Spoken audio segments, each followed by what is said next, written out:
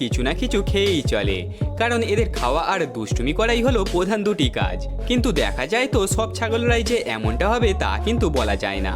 তার কারণ এখানে এই দুটি ছাগল টর্চ লাইট নিয়ে জঙ্গলে তল্লাশি করতে বেরিয়ে পড়েছিল। এদের এমন কাণ্ড দেখে মনে হচ্ছে যেন এরা রাতের বেলায় জঙ্গলে মঙ্গল করতে এসেছে আর বেরিয়ে পড়েছে মাথায় টর্চ লাইট জেলে।